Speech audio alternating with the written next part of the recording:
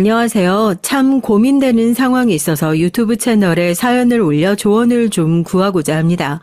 결혼은 사랑만으로 안 되는 일이라고 하잖아요. 예비 신랑은 정말 마음에 드는데 예비 시댁 정확하게 말하면 시어머니 될 사람이 정말 마음에 안 든다면 이 결혼은 없는 게 맞을까요?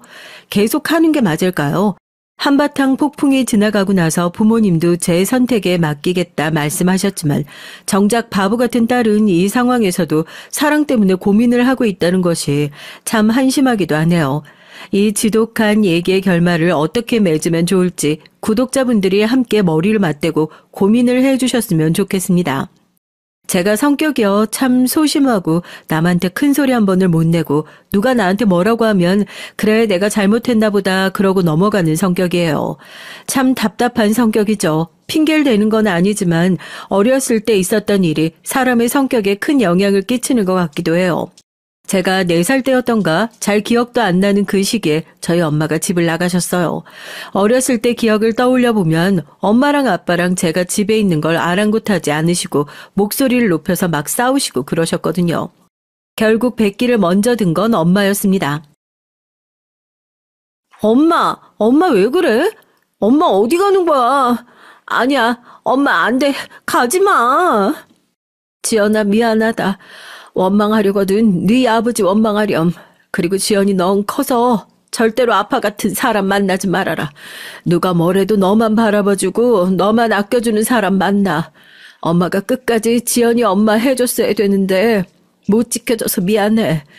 건강하게 잘 지내. 알겠지? 참 매정한 엄마죠. 4살 난 딸이 울면서 진가방에 매달려 가면 안 된다고 엉엉 울면서 버텼는데 엄만 매몰차게 제 손을 떼어버리고 그대로 집을 나가셨습니다.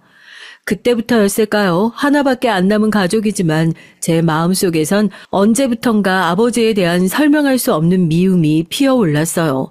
엄마를 우리 집에서 떠나게 한 사람, 날 이렇게 외롭게 만든 사람, 누구 탓이라도 해야 제가 버티고 잘할 수 있었으니까요. 그뿐만인가요? 그때부터 전 줄곧 집에서든 밖에서든 눈치를 보면서 자랐었던 것 같아요.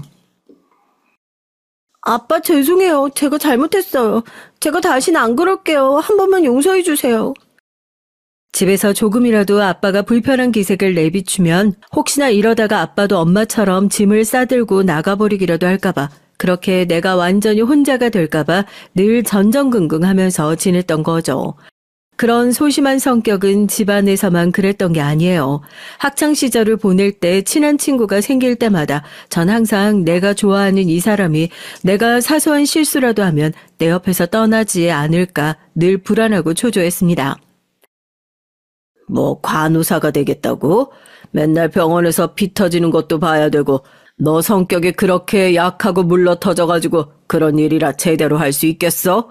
네가 하는 일이니까 응원은 한다마는 여튼 못하겠으면 언제든 관둬. 처음에 간호학과에 진학하겠다고 얘기를 했었을 때 저희 친정아빠가 그런 말씀을 하셨어요. 아빠 딴엔 딸이 힘들면 언제든지 관둬도 좋다는 저를 챙기는 얘기였겠지만 성격이 소심한 전 그마저도 응원으로 듣지 못했네요. 대학에 들어가고 나서 비로소 독립을 하고 집에서 떨어져 나와 지낼 수 있다는 것이 어쩐지 숨통이 트이는 일이기만 했습니다. 돌이켜보면 아빤 그때도 항상 꼼꼼하게 절 챙겨주셨던 것 같아요. 무뚝뚝한 성격이지만 항상 저에게 일찍 다니라는 문자를 보내시기도 하고 여자아이들은 용돈이 떨어지면 언제든 나쁜 길로 셀 수 있다면서 한 번도 용돈이 떨어지게 놔두셨던 적도 없었죠. 그렇게 전 눈내에 보이지 않는 아빠의 사랑을 눈치채지 못하면서 대학 생활에 잘 적응을 해나가고 있었습니다. 지연아, 소개팅 한번 하자. 의대래, 의대. 너 잘하면 의사 남자친구 생기는 거라니까? 에이, 의사 남자친구 무슨요. 그런 사람이 제가 성에나 차겠어요? 야, 이럴 따니면 언제 사람 만나려고 그래. 다 이런 식으로 인맥 만들어 놓고 하는 거지. 너 나중에 병원 들어가고 나면 그래도 의사들이랑 안면 터놓고 지내는 게 너한텐 재산이라니까 정말. 대학 다닐 땐 그저 공부만 할 줄 알았어요. 재미없는 성격이다 보니까 뭐 친구들끼리 술 마시러 가고 놀러 가고 모여서 과팅이나 소개팅이나 이런 것들을 할 땐 늘 제외되기도 했었고요. 그런 쪽으로 워낙 관심이 없으니까 그런 애들이 부럽지도 않았었는데 절 항상 챙기고 예뻐하던 선배 한 명이 저한테 대뜸 의대 다니는 학생들이랑 소개팅이 잡혔는데 나가보라고 절 꼬드기더라고요. 나중에 알고 보니까 원래 다른 사람이 나가기로 했었던 자리가 펑크나서 그날 시간이 안 되는 사람들 다 거절하고 저한테까지 순번이 돌아온 거였지만 그땐 그것도 모르고 선배가 날 이렇게까지 신경 써주는구나. 그 마음이 고마워서 자리를 하게 됐습니다. 저 소개팅 자리가 불편해요? 왜 한마디도 안 해요? 저 마음에 들어서 그러는데 연락처 좀 받을 수 있을까요? 뭐 당장 사귀고 뭐 하자고 그러는 거 아니고 그냥 친한 오빠 동생 사이로 지내자고요. 그리고 대타로 나갔던 그 소개팅 자리에서 예비신랑을 처음 보게 됐어요. 쑥맥이 나가서 뭐 할 게 뭐가 있겠어요. 사람들이랑 다 같이 어울려서 술을 마셔본 것이 그날이 처음이기도 했고 분위기 따라가느라 눈알만 요리조리 굴리면서 꺼다 놓은 보리자루 마냥 어색하게 앉아있다가 집에 가려고 자리에서 일어나는데 누가 저한테 연락처 좀 알려달라면서 불쑥 말을 걸더라고요. 소개팅을 하는 내내 저 사람이 제일 낫다, 저 사람이 제일 마음에 든다는 생각은 하고 있었지만 그 사람이 나한테 불쑥 말을 걸어주는 게 고마워서 그렇게 연락처 교환을 했죠. 사실 예비신랑과 대학 시절엔 연인 관계로까지 발전하지 못했었고요. 둘 다 워낙 바쁜 시기였으니까 가끔 연락해서 서로 안부나 묻는 정말 예비신랑의 말 그대로 친한 오빠 동생 사이가 됐습니다. 그러다가 예비신랑이 먼저 대학병원에 들어가게 됐고 그 뒤로 저도 간호사 시험에 합격해서 마침 딱 그 병원에 들어가게 됐어요. 전 예비신랑이 어느 병원으로 가게 됐는지도 전혀 모르고 있던 상황이었는데 구내 식당에서 딱 마주치게 된 거죠. 어찌나 반갑던지요. 속으로 솔직히 결혼식까지 올리는 상상을 했었다니까요. 우리가 진짜 인연인가 보다 하고요. 밥을 먹다가 벌떡 일어나서 반갑게 손을 흔들며 아는 척을 하는 예비신랑도 아마 같은 마음이었을 겁니다. 지연아, 너 이 병원에 들어온 거 왜 말 안 했어? 와, 이렇게 만나니까 진짜 반갑다. 여기 들어왔으면 출퇴근하면서 맨날 마주치겠네. 집은? 너 집 여기서 꽤 멀잖아. 자취하는데 구했어? 출퇴근은 어떻게 하고? 어찌나 절 반가워하던지 그거 하나만으로도 뭔가 내가 인정받는 존재가 된 것 같아서 으쓱한 느낌이라고 할까요? 세상에 날 이렇게 소중하게 생각해주는 사람도 있구나 하고 벅차오르고 반갑기만 했습니다. 그렇게 병원에서 다시 마주친 것이 인연이 되어서 그때 이후로 정식 연인 관계로 발전하게 됐죠. 병원 일이 정말 힘들잖아요.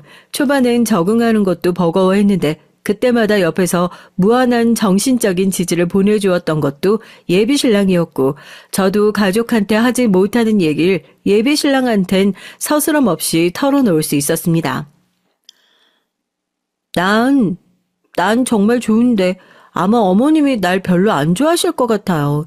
솔직히 그렇잖아요. 부모님이 일찌감치 이혼하고 홀아버지 모시고 사는 며느리를 누가 좋아하라 하겠어요. 나 다 이해해요. 지연아, 무슨 소리 하는 거야. 난 너 집안이나 이런 거 보고 좋아하는 게 아니야. 내가 너 그런 식으로 생각하게 만들었어? 병원에서도 환자들한테 싹싹하게 잘하고 일 잘하고 난 네 그런 모습이 좋았던 거야.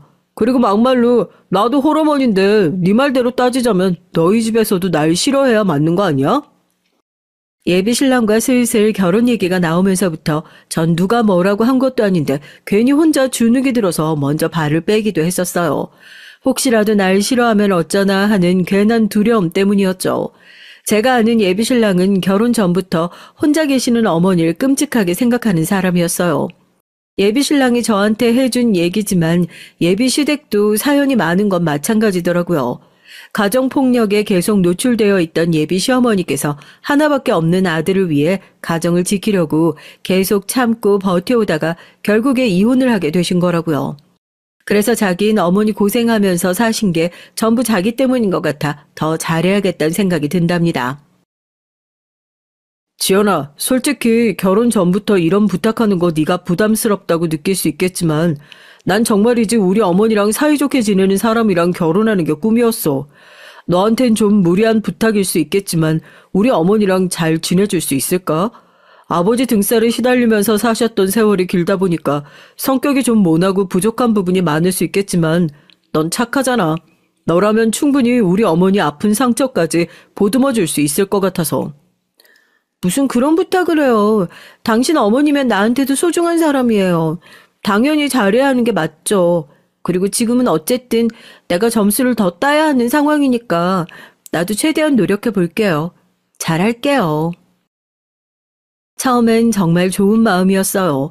홀어머니라서 늘 마음 쓰여야 하는 예비 신랑한테 내가 이만큼 잘하는 모습을 보여주면 더 좋아하지 않을까 하는 단순한 생각에서였죠. 그렇게 저희 아버지에게도 결혼을 전제로 만나고 있는 사람이 있다. 처음 말씀을 드렸습니다. 아빠도 조금은 놀란 눈치셨지만 그래도 뭐 하는 사람이냐, 집안은 괜찮은 사람이냐 꼬치꼬치 캐물으시더라고요. 평소엔 저한테 관심도 없는 분이라고 생각하고 있었는데 그래도 결혼할 상대는 궁금하신 모양이구나 그냥 그렇게 생각하고 말았습니다. 그래서 첫인사는 갔어? 홀 시어머니 그거 쉽게 생각할 일 아니다. 네가 모실 사람이 시어머니 한 명밖에 없다고 쉽게 생각하는 모양인데 오히려 2배가 될 수도 있어. 아니다 싶으면 지금이라도 얼른. 아버지가 뭘 한다고 그러세요? 그리고 그렇게 따지면 우리 집은요? 우리 집은 뭐 부모님 2분 다 계시고 온전한 집이라고 할 수 있어요? 여태까지 아버지 노릇도 제대로 안 해주셨으면서 이제 와서 결혼까지 못하게 혼수 두시려고 그러시는 거면 관두세요. 이제 제 인생이니까 제가 알아서 할게요. 처음으로 아빠한테 그렇게 큰 소리를 내면서 대들었던 것 같아요. 누가 그러더라고요. 가족은 가족이라서 더 쉽게 상처 줄 수 있다고요. 무슨 소리를 하면 가장 아플지 서로가 너무 잘 알기 때문에 찌르기도 그만큼 쉬운 것이 가족이라고요. 아직도 후회해요. 아빠한테 그 얘기를 한 걸요. 아빠가 무슨 사정으로 엄마랑 이혼을 했는지 제대로 알지도 못하면서 저한텐 그저 제 인생을 외롭게 만든 주범이 아빠 같았거든요. 아빠 탓이라도 해야 그래야 제 인생에 설득력이 생기니까요. 제가 그렇게 빽소리를 지르니까 저희 아빠 뭐 이랬다 저랬다 차라리 변명이라도 하지 마음 아프게 그런 소리 한마디 안 하시고 그래 네가 알아서 할 일이지 하고 마시더라고요. 아빠 가슴에 그렇게 못 박아놓은 멍청한 딸이 그 다음부터 했던 짓은 어떻게 보면 더 멍청한 짓이었습니다. 처음 인사 갔을 때부터 예비 시어머니가 절 고깝게 생각하신다는 건 너무 쉽게 알 수 있었어요. 병원에서 일을 하다 보니까 이런 사람 저런 사람도 많이 접하게 되고 소위 말하는 진상이라 부르는 손님들도 자연스럽게 만나게 되잖아요. 차라리 진상들은 소리를 지르고 자기가 원하는 것을 해달라 떼를 쓰는 사람들이니 그렇게 그냥 처리만 해주면 뒤탈이 날 일이 없거든요. 그런데 저희 예비 시모 처음 볼 때부터 만만한 사람이 아니구나 하는 게 딱 느껴지더라고요. 그렇게 자기가 원하는 걸 얻기 위해서 떼를 쓰는 사람들과 달리 절 위아래로 훑는 모습이 내가 어디 팔려온 느낌이 들게 하는 그래서 한마디 말도 꺼내지 않았는데 자괴감이 느껴질 정도였다니까요. 엄마, 내가 얘기했던 사람이에요. 실제로 보니까 더 예쁘지? 병원에서도 성격 좋고 일 잘한다고 소문났어요. 수간호사님이 다음에 수간호사는 이 친구가 제일 먼저 돼야 한다고 맨날 그런다니까요. 어차피 나랑 살 것도 아닌데 무슨 상관이야. 난 우리 아들이 좋다고 하면 다 좋지 뭐. 네가 어련히 괜찮은 사람으로 알아서 잘 골라가지고 왔겠니? 그나저나 집에 왔으면 옷 좀 편한 걸로 갈아입지 그래. 얘가 의사식이나 돼가지고 아직도 칠칠 맞은 구석이 있어서 흰옷 입으면 꼭 옷에 뭐를 흘리더라고.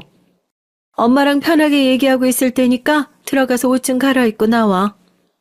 걱정했던 것과 달리 예비 시어머니는 아들의 의견을 존중하는 것 같은 모습을 보여주시더라고요. 저도 괜한 걱정을 한 건가 싶었고 예비 신랑이 편한 옷으로 갈아입고 나오겠다면서 방으로 잠깐 들어갔습니다.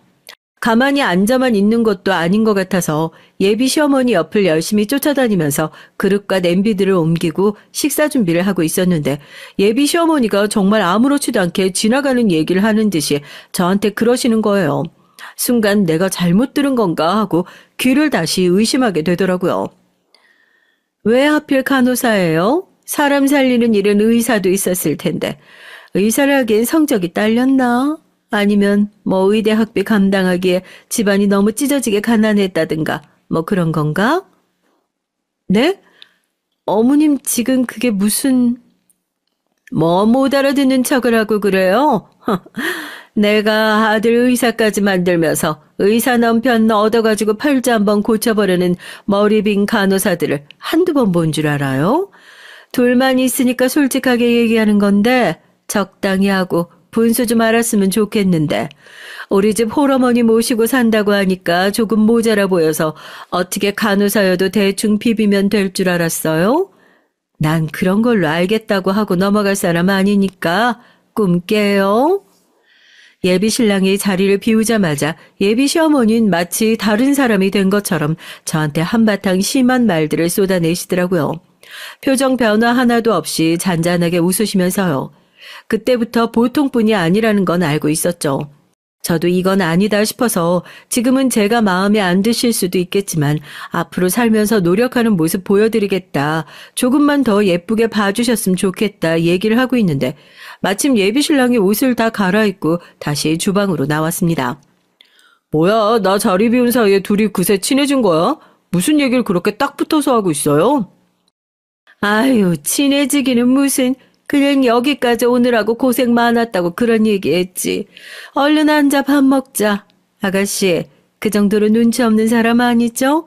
점수 따고 싶으면 일단 우리 아들 앞에서 말부터 조심해요. 아들 앞에선 천사 같던 예비 시모, 저한텐 이를 꽉 물고 귓속말을 하다시피 자기 아들에게 말 조심하라며 어깨를 두들기고 불편한 식사 자리가 됐습니다. 밥이 입으로 들어가는지 코로 들어가는지도 모르겠더라고요. 집안 수준은 어떠냐, 아버지가 혼자 계신다는 말엔 대놓고 인상을 팍 쓰기도 하셨고요. 아버지 연세며 은퇴 여부며 너무 예민한 질문들만 하셔서 속이 꽉 막혀가지고 인사 마치고 집으로 들어오는 길에 차 세워 톡까지 했다니까요. 너무 긴장한 거 아니야? 여기 소화제랑 가스활명수 사왔어. 왜 우리 엄마가 뭐 예민하게 구시기라도 했어? 당신이 이해 좀 해주라. 우리 어머니가 나 키우면서 정말 고생 많이 하셨어. 내가 지난번에도 얘기했었지. 나 뭐 와이프 경제 능력 이런 거 하나도 안 바라고 정말 우리 어머니한테 잘하는 사람이면 좋겠어.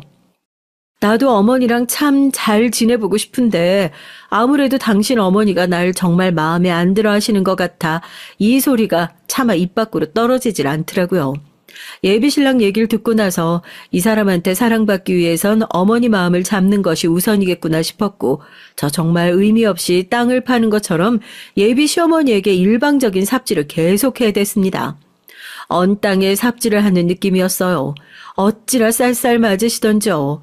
의사인 예비신랑이 스케줄이 저보다 더 일정하지 않으니까 전 어쩌다 오픈날이 되면 예비 시어머니께서 좋아하실 만한 간식을 사들고 먼저 찾아뵙고 점수를 따려고 바빴죠.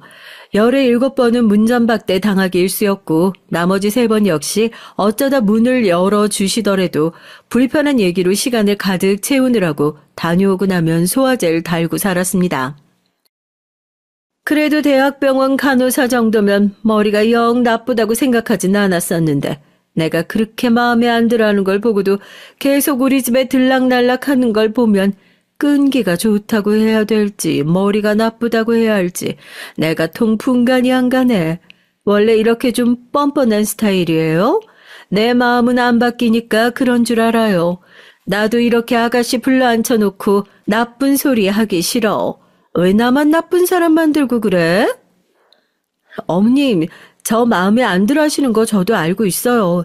수환 씨 정말 잘난 사람이고 어머니가 보시기에 저한테 많이 아깝고 과분한 사람이란 생각 드시는 거 저도 당연하다고 생각해요.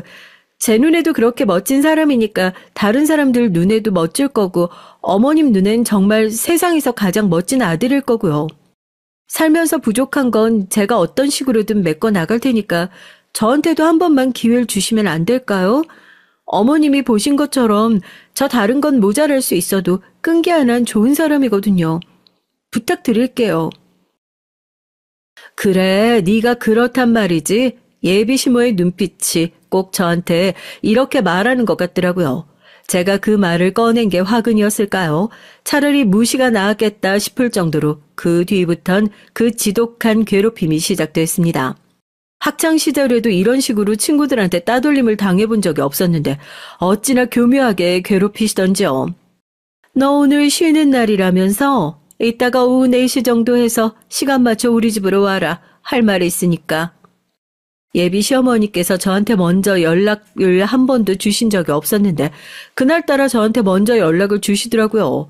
제가 그때 뭔가 포부 있게 얘기한 게 드디어 통한 건가 싶어서 기쁜 마음으로 한달음에 달려갔습니다. 하지만 행복한 오픈날 오후 시간대에 제가 마주친 광경은 넓은 식탁을 가득 채운 식재료였어요. 이게 뭔가 싶어서 어리둥절해 있는데 예비 시어머니는 제게 그럼 내가 너 일 시키려고 불렀지 뭐라도 주려고 불렀겠냐며 앞치마를 넘기시더라고요. 오늘 6시에 내 지인들 집에서 모이기로 했다. 어차피 결혼하고 나면 네가 모셔야 할 분들이야. 며느리 드리는 거 뻔히 알고 있는 사람들인데 내가 장 보고 내가 요리까지 하는 것도 웃기지 않니? 장은 미리 봐두었으니까 넌 얼른 서둘러서 음식만 차려. 아우 머리야. 왜 이렇게 요즘 뒷골이 땡기는지 모르겠네. 본인은 컨디션이 안 좋아서 들어가서 좀 쉬어야 할 것 같다면서 뒷목을 주무르면서 안방으로 쏙 들어가시고 어마어마한 양의 식재료와 저만 덩그러니 내버려 뒀어요. 집에 아버지만 계시니까 평소에 요리도 제 담당이었고 혼자 살면서 이것저것 간단한 요리들은 어지간하면 혼자 해먹고 해서 요리가 익숙했으니까 망정이지 아니었으면 아마 시간 맞춰서 음식 끝내는 것조차 어림도 없었을 겁니다. 아마 예비 시어머니가 바랐던 장면은 제가 쩔쩔매면서 아무것도 못하고 그래서 본인이 부른 지인들 앞에서 제가 아무 쓸모짝에도 없는 예비 며느리가 되는 장면이었겠지만 말입니다. 그렇게 부지런하게 2시간 만에 모든 음식을 끝내고 어지간한 식당 저리 가라 떡 벌어지게 한 상을 차려서 손님들을 맞이했어요. 손님들은 칭찬 일색이었는데 그 가운데서 예비 시어머니만 똥 씹은 얼굴이었죠. 아유, 수환이가 요즘 만나고 있다는 그 결혼한다는 간호사 아가씨구나. 어쩜 얼굴만 예쁜 게 아니라 그냥 손끝도 엄청 야무지네. 내가 보기엔 우리 장 여사가 살림으로 며느리한테 이제 밀릴 것 같은데? 음식 맛이 식당 저리 가라야. 아이고, 그렇게 서 있지만 말고 옆에 앉아서 같이 들어요. 고생한 사람인데. 예비 시모가 평소 같았으면 뚱한 표정으로 한 소리 했을 텐데 본인이 부른 지인들이 다 어디 병원장 사모, 어디 사모 꽤나 힘 좀 쓰는 사람들이니까 찍소리도 못하고 제 칭찬해주는 걸 꿀먹은 벙어리처럼 가만히 듣고만 있으시더라고요. 어떻게든 절 깎아내려보고 싶어서 아직 많이 모자란다, 음식 솜씨가 영 별로다 했는데 오히려 예비 시모의 지인들이 제 편을 들어주시는 통에 제가 다 감사할 지경이었어요. 장 여사, 그래도 사람 앞에 놔두고 그런 소리 하는 거 아니야. 그러다가 나중에 말년에 정말로 외로워진다. 나 우리 집 며느리가 100년 손님이다 생각하고 집에 오면 설거지 한 개도 안 시켜요. 그래야 돼 요즘은. 밥 좀 편하게 들어요. 아우 시댁이 마음 편한 곳이라 생각해야 시집도 오고 싶고 그런 거지. 그날 처음으로 집으로 돌아가는 길에 서러워서 눈물을 펑펑 쏟았네요. 생판 처음 보는 남도 나한테 그렇게 친절하게 대해주는데 정작 내가 가장 예쁨 받고 싶고 사랑받고 싶은 예비 시어머니는 뭐가 그렇게 마음에 안 들어서 날 거들떠도 안 보는 건가 해서요. 고생했다는 말 한마디 없이 한동안 잠잠했던 예비 시어머니는 저희 사이에서 결혼 얘기가 본격적으로 나오고 상견례 날짜까지 오가기 시작하니까 또 예비 신랑에겐 말하지 말라면서 절 따로 백화점으로 불러내셨어요. 음식하느라 고생했다고 뭐 선물이라도 사주시려나 바랄 걸 바랄 사람한테 바라야죠. 그건 예비 시어머니의 또 다른 테스트였어요. 내가 오늘 너 부른 이유는 다른 거 별거 없다. 우리 아들이 원래 결혼 준비하기 전까진 자기 엄마를 그렇게 끔찍하게 생각하고 주말마다 우리가 같이 데이트한다고 백화점도 나오고 그랬었거든. 이제 너희들 결혼 준비해야 하니까 돈도 합치고 같이 관리하기로 했다면서? 그런 중요한 일을 부모님한테 한마디 상의도 없이 한 것이 괘씸하긴 하지만 이제 네가 경제권 갖고 있으니 사달란 소리도 싫긴 하지만 너한테 해야겠구나. 어머님 뭐 필요한 거라도 있으세요? 제 돈이 수환 씨 돈이고 수환 씨 돈이 제 돈이고 하는 거죠 뭐. 원래도 상견례 전에 어머님 가방이라도 하나 사드려야겠다. 저희끼리 얘기했었어요. 진작에 말씀드렸으면 제가 따로 준비했을 텐데 이왕 온 김에 어머님 마음에 드시는 걸로 한번 골라보세요. 예비 시모가 절 워낙에 마음에 안 들어 하시니까 결혼할 때도 크게 지원해 주시는 것도 없다고 들었거든요. 그래도 예비 신랑이랑 저랑 둘 다 나이도 있고 서로 벌이도 나쁘지 않은 편이어서 결혼 준비하려면 지금부터 돈도 합치고 경제권을 좀 같이 관리했으면 좋겠다 해서 돈을 합치고 그 돈으로 알뜰살뜰하게 결혼 준비하고 있었습니다. 상견례 날짜를 슬슬 잡아놓고 나니까 저희 아버지한테 양복 한벌을 해드리고 예비 시어머니에겐 더 이상 며느리를 잘못 들였느니 어쩌느니 그런 얘기 나오지 않도록 가방 하나 해드렸으면 좋겠다. 저희끼리 이미 상의를 다 마친 상태였거든요. 어머님이 절 따로 부르셔서 이런 얘기까지 하실 정도면 말은 안 하셨어도 속으로 은근히 바라고 계신 눈치였구나 싶더라고요. 차라리 잘 됐다 싶어서 처음엔 즐거운 마음으로 시어머니와 함께 쇼핑을 시작했어요. 좀 웃길 수도 있지만 제가 정말 꿈꿔왔던 그림 중 하나였으니까요. 시어머니랑 팔짱 끼고 이렇게 사이좋게 백화점 쇼핑 다니는 거요.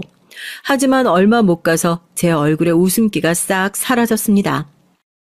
이 가방 이거 예쁘네. 내가 지난번에 백화점 왔을 때도 이거 봤었거든. 여기요, 이리 좀 와봐요. 이 가방 재고 있지? 나 이걸로 줘요. 우리 며느리가 결혼하기 전에 가방 사주고 싶다고 노래를 불러가지고. 어머, 정말요? 되게 좋으시겠다. 이렇게 시어머니한테 선물 턱턱 해주는 며느리 어디서 보시겠어요? 며느님이 되게 돈 잘 버시나 봐요. 부러워요. 저도 이런 며느리 들여야 될 텐데. 가게 점원은 의뢰하는 칭찬이었겠지만 좋은 며느리 소리 듣는 것이 왜 그리도 뿌듯하던지요. 그래 어차피 사드리기로 한 가방 기분 좋게 사드리자 하고 기분 좋게 결제를 하려고 했는데 가격을 듣는 순간 귀를 의심할 수밖에 없었습니다.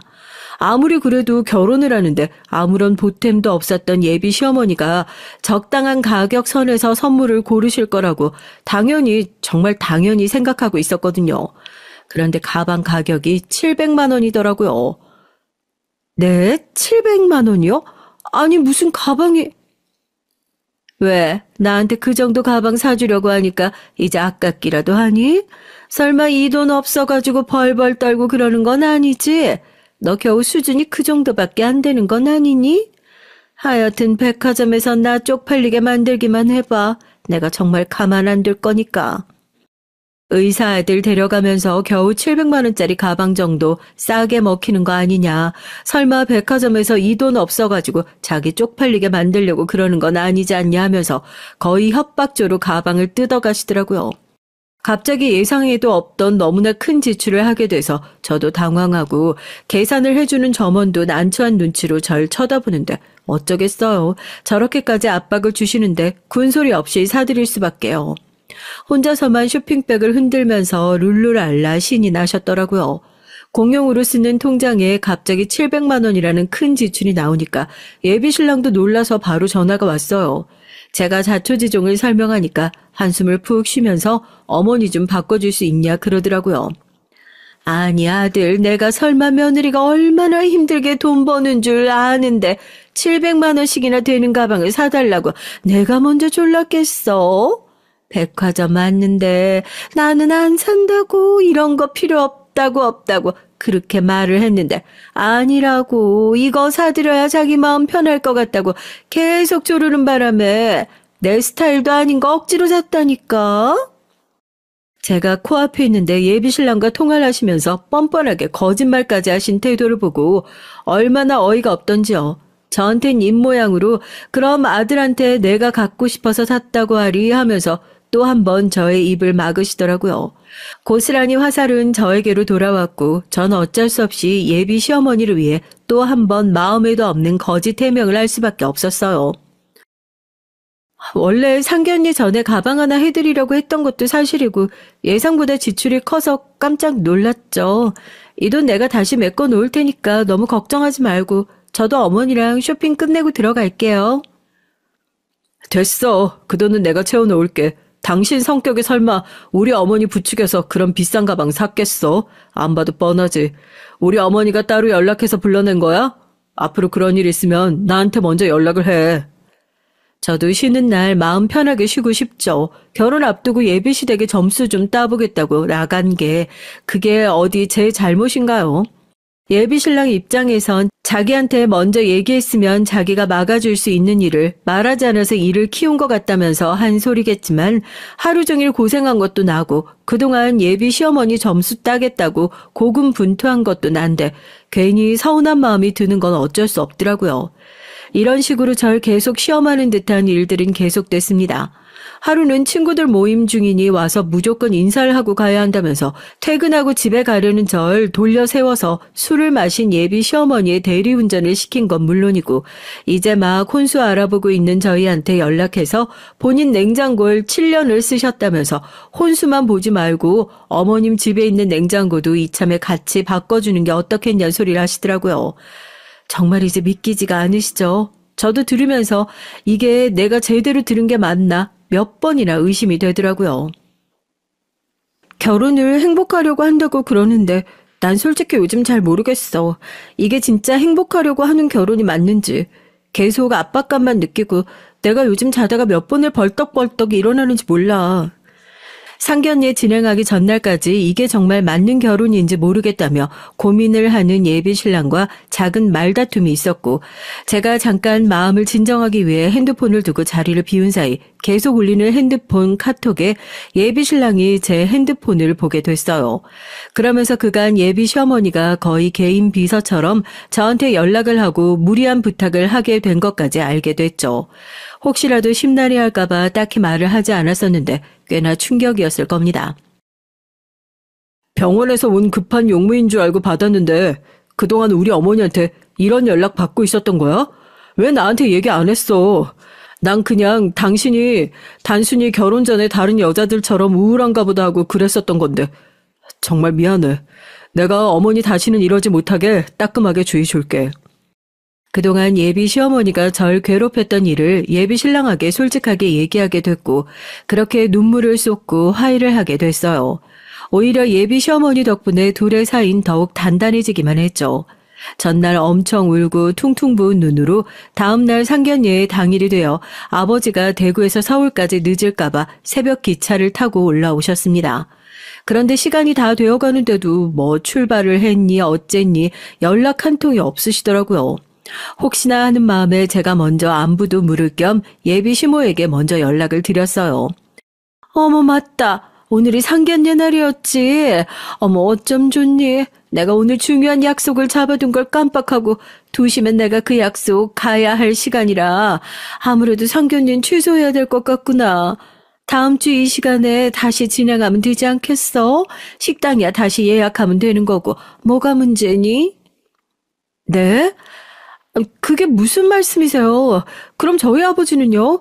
지금 상견례 때문에 새벽같이 대구에서 올라오셨는데 이런 식으로 헛걸음하게 만드시는 건 아닌 것 같아요. 예, 너 말 되게 이상하게 한다. 내가 지금 너희 아버지 엿먹이자고 일부러 약속이라도 까먹었다는 거야? 내가 중요한 약속이라고 분명히 말했잖아. 그런 거 하나도 어른들한테 말 제대로 못해서 나 또 이렇게 우습고 유치한 사람 만드는 거니? 하여튼 네가 알아서 잘 둘러대든지 해라. 상견례 당일에 중요한 약속을 깜빡했다면서 다짜고짜 다음 주로 상견례를 변경하기 시작하면서부터 저희 아버지도 슬슬 열이 받기 시작하셨던 거죠. 그놈의 결혼이 뭐라고 혹시라도 아빠가 화가 나서 뭐라고 한 소리라도 할까봐 벌벌 떨면서 말도 안 되는 핑계를 대면서 둘러댔어요. 전부터 마음에 안 든다고 생각은 했었는데 경우가 없는 게 아주 도를 지나치는구나. 새벽같이 대구에서 사돈댁에 올라왔는데 상견례보다 대체 중요한 게 어딨다고 이런 식으로 약속을 바꾸려고 들어. 넌 모지르같이 이 결혼을 꼭 해야 속이 시원하겠냐? 죄송해요. 아버지 정말 중요한 일이라고 하셔가지고 저도 어쩔 수가 없어서. 됐다. 아주 딸 가진 부모가 죄인이지 죄인이야. 서울 구경했다 생각하고 이만 돌아가는데 아무리 생각해봐도 이건 좀 아닌 것 같구나. 너도 집에서 생각 좀 다시 잘 해봐. 그렇게 잔뜩 화가 나신 상태로 아빠가 대구로 다시 돌아가셨고 예비신랑은 저희 아버지에게 전화를 해서 정말 죄송하다며 사정을 하고 겨우 상견례 약속을 다음 주로 바꿨습니다. 그렇게 그 어려운 상견례 자리가 겨우 만들어지게 됐죠.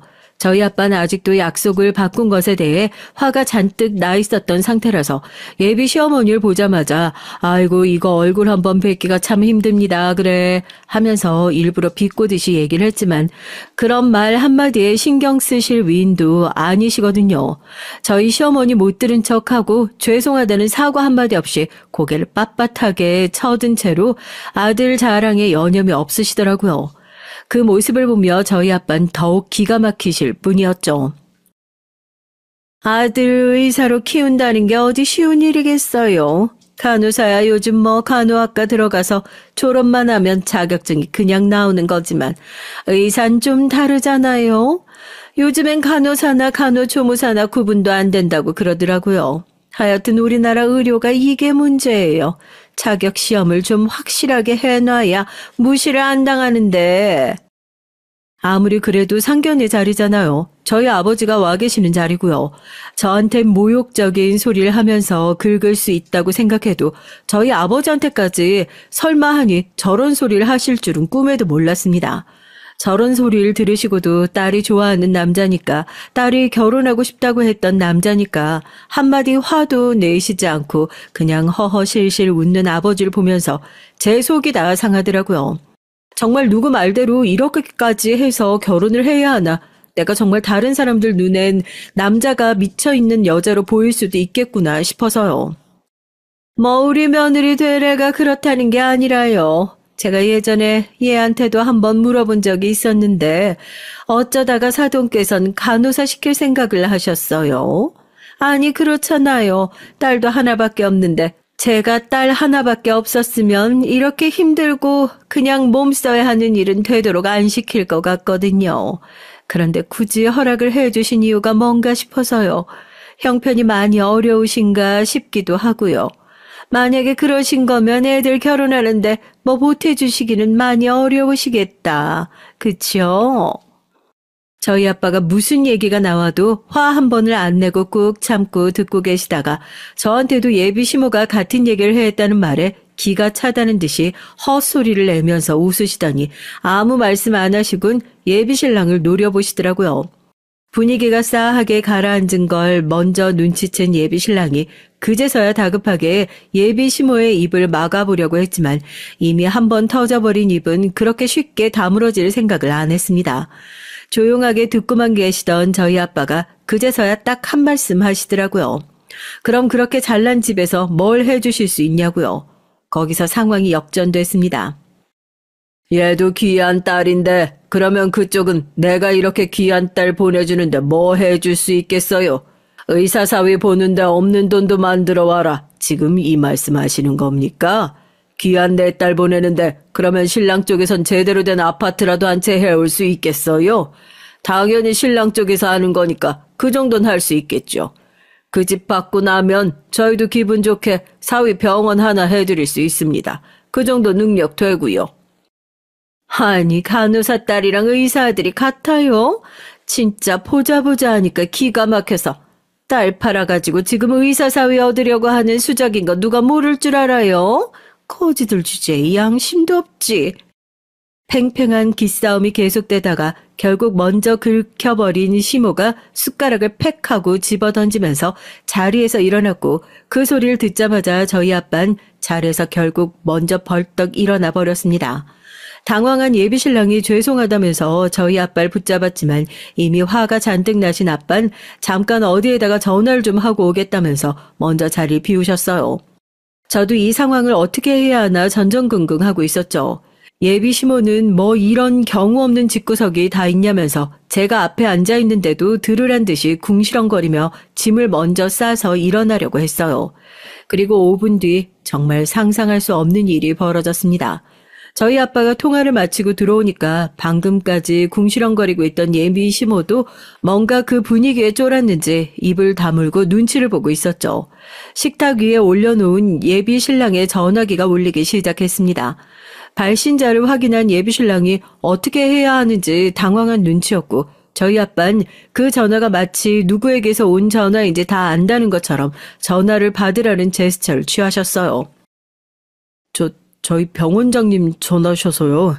아무래도 중요한 일인 것 같아서 저도 잠깐 자리 비우겠습니다. 한 발자국도 움직이지 말고 전화 여기서 받게.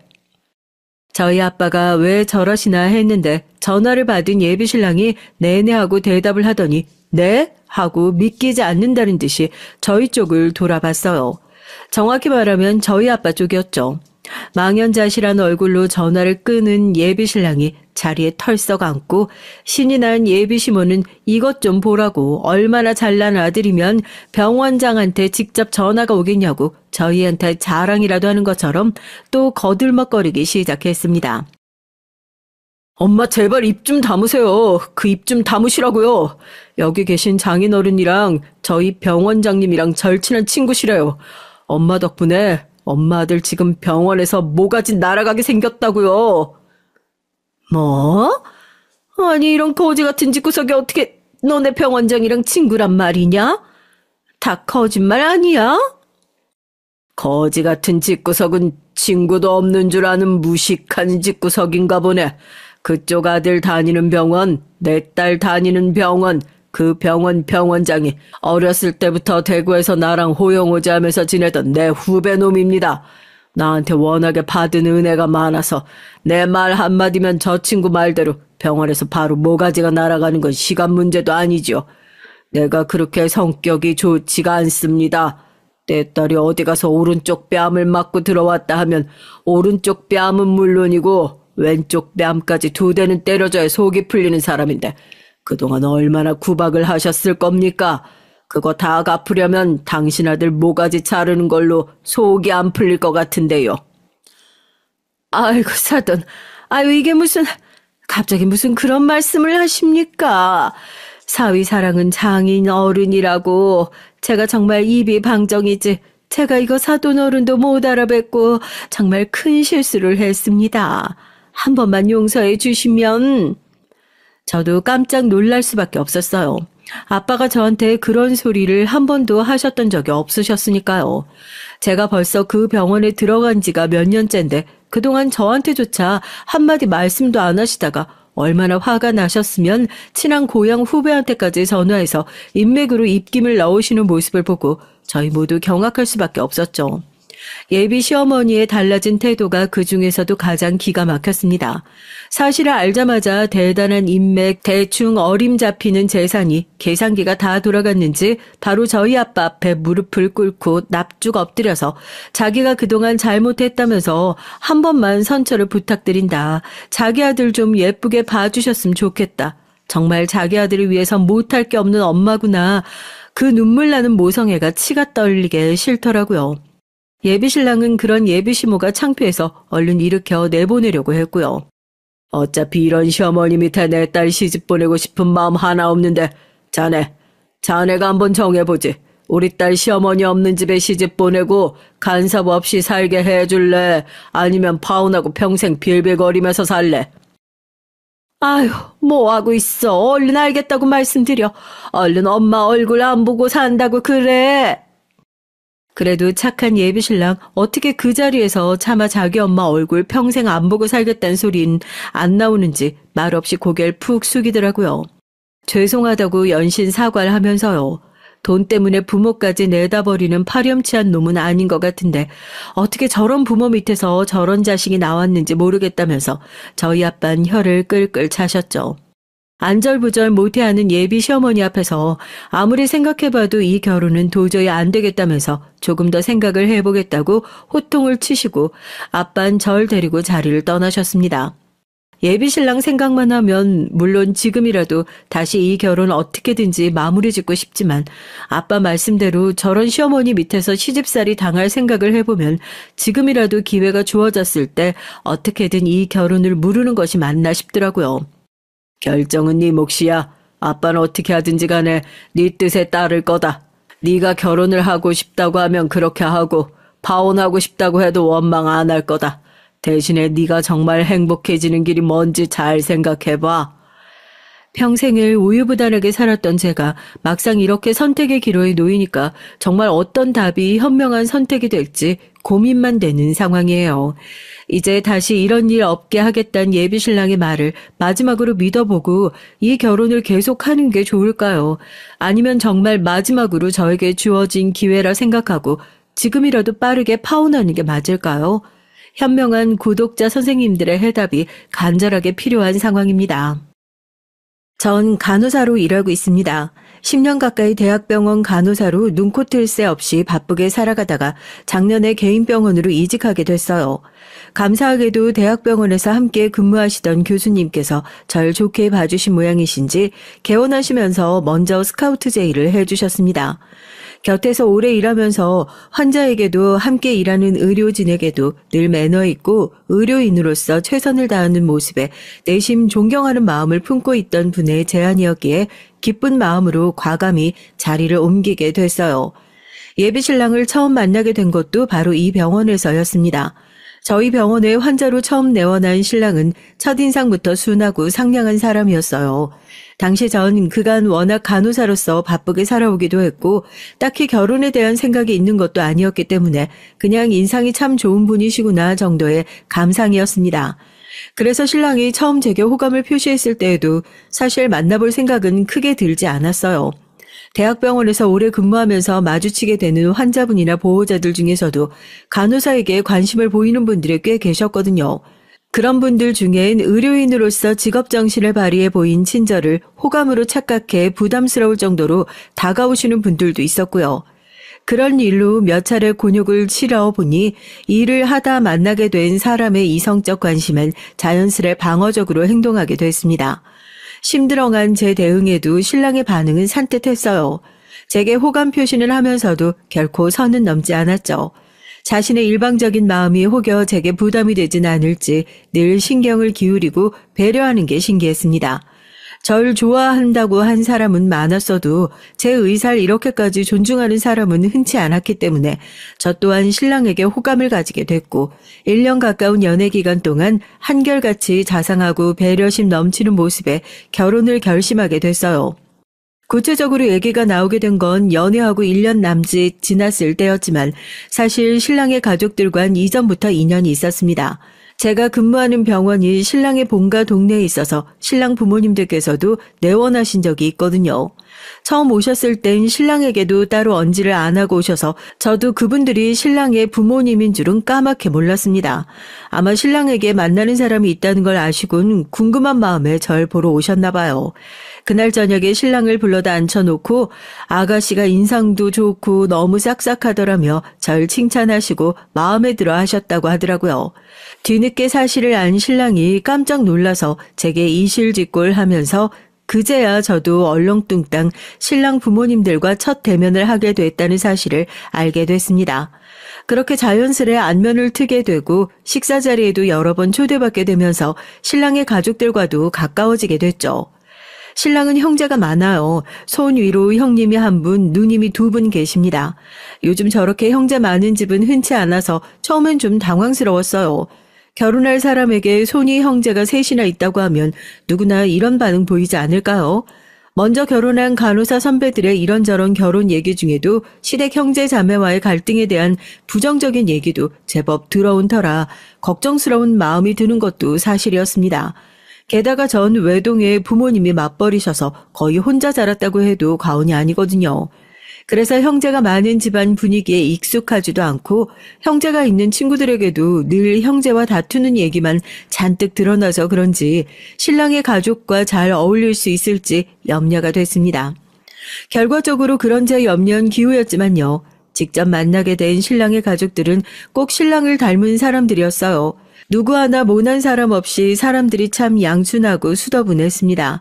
처음 섞이는 저도 따뜻하게 품어주시고 마치 막내 여동생 대하듯 살뜰하게 챙겨주시는 모습에서 비로소 신랑의 성격이 어디에서 비롯되었는지 알 수 있었죠. 그래서 구체적으로 상견례 얘기가 나오게 됐을 때 사실 크게 걱정하지 않았어요. 부모님이나 형님, 누님 분들 모두 잘 뵙고 사실상 저희 부모님을 소개해드리는 정도의 자리라 해도 과언이 아니었거든요. 저희 부모님은 처음엔 신랑이 형제가 많다는 말에 걱정스러워 하셨지만 결혼에 적극적이지 않았던 제가 결혼 얘기를 꺼낸 것을 내심 반가워하기도 하시고 또 독립적인 제 성향을 늘 지지해 주셨기에 흔쾌히 신랑의 가족들을 만나보겠다고 말씀하셨어요. 그렇게 상견례 날이 다가왔습니다. 저희 집은 딱히 다른 형제가 없으니 부모님 두 분과 저 셋이 참석했고 신랑 쪽에선 부모님과 형님, 손윗 동서가 되실 형님의 부인분, 누님 두 분과 아주버님 되실 남편의 매형 두 분께서도 참석하셔서 제법 북적이는 상견례 자리가 됐어요. 누님의 남편분들도 이전에 우리 처남 여자친구분 맛있는 거 사드려야 한다며 한사코 고집을 피우셔서 몇 차례 식사를 함께 한 적이 있어 그 자리에서 제가 처음 뵙는 분은 예비 동서뿐이었어요. 형님께 듣기론 몇 년 전에 피부과 개원을 해서 항상 정신없이 바쁘다며 이번에도 인사 못 시켜 미안하다며 머쓱해 하셨던 게 떠올랐습니다. 상견례 분위기는 꽤 좋았어요. 갑작스레 대가족에게 시집가겠다는 딸 때문에 걱정스러워하시던 부모님께서도 신랑의 가족들과 대화를 나눠보고 차츰 안심하시는 게 느껴졌어요. 같은 부모의 입장으로 형제 많은 집에 귀한 딸을 보내려는 저희 부모님의 염려를 이해하고 감사를 표하시는 신랑 부모님의 모습에 역시 결혼을 결정한 건 잘한 일이라는 생각이 불쑥 솟아 살짝 어깨가 으쓱하기도 했습니다. 기분 좋게 풀어진 분위기에 가볍게 반주까지 한 잔씩 오가면서 상견례 자리인 양가에 모두 만족스럽게 마무리가 됐어요. 이 자리에서 처음 뵙게 된 예비 동선 별 말이 없이 조용히 식사만 해서 얘기를 나눌 기회는 없었지만 그분 입장에서 저나 제 부모님들도 처음 보는 사람들인데 대면대면한 게 당연한 일이겠거니 대수롭지 않게 생각하고 넘어갔습니다. 앞으로 평생 보게 될 사람인데 얘기를 나눌 기회야 충분하지 않겠나 싶기도 했고요.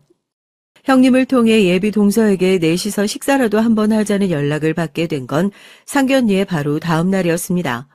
그동안 숱하게 있었던 신랑 가족들과의 모임에서 한 번도 모습을 보이지 않다가 갑작스레 연락을 받게 되어 조금은 의아하기도 했지만 이제 상견례도 했겠다, 직접 얼굴을 마주하기도 했으니 새롭게 식구가 될 제가 궁금하기도 했겠다 싶었어요. 그동안이야 가족들과 왕래가 있었다고는 해도 결혼 얘기가 오갈 때도 아니고 그저 여자친구니까 크게 신경 쓰이지 않았다 하더라도 이젠 손 아래 동서가 될 사람이니 이런저런 얘기도 나누고 싶으실 테고 저도 예비 동서와는 잘 지내고 싶은 마음이 컸기 때문에 곧장 약속을 잡았어요. 약속 장소는 형님 댁이었습니다. 그간 자주 얼굴을 보기는 했지만 형님 댁으로 방문하는 건 이번이 처음이어서 조금 긴장됐어요. 상견례 이후라서 그런지 이제 진짜 가족이 될 사이라 생각하니 솔직히 더 잘 보이고 싶은 마음도 컸습니다. 그래서 신랑과 상의해서 첫 방문 선물도 고심해서 골랐고요. 휴지나 세제는 너무 성의 없어 보이고 그렇다고 받는 사람이 너무 부담스러울 만한 선물도 피하려고 하니 선물 고르는 것 하나도 쉽지가 않더라고요. 그러다 신랑의 형수님께서 향수를 자주 뿌리시는 것 같다는 말에 향을 좋아하시나 싶어 고민 끝에 명품 브랜드의 디퓨저를 선물로 낙점했어요. 마음에 들어 하시면 좋겠다 생각하면서 들어선 형님 댁은 제법 평수도 넓고 깔끔하게 잘 관리된 아파트였습니다. 반갑게 맞이해 주시는 형님 뒤에 한 걸음 물러서 있는 예비 동서에게 인사를 건넸죠. 초대해 주셔서 감사합니다. 집이 너무 예뻐요. 아, 네. 제가 바빠서 일하시는 분이 잘 관리해주고 계세요. 아, 형수님께서 늘 좋은 향기가 난다고 하길래 준비해봤어요. 향이 집이랑 어울릴지 모르겠네요. 아, 감사합니다.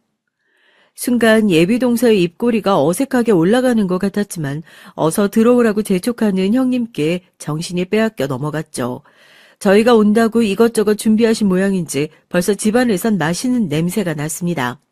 시장할 테니 우선 식사부터 하자며 형님이 이끄시는 대로 식탁으로 향하니 상이 삐져나오도록 음식이 한가득 차려져 있었어요.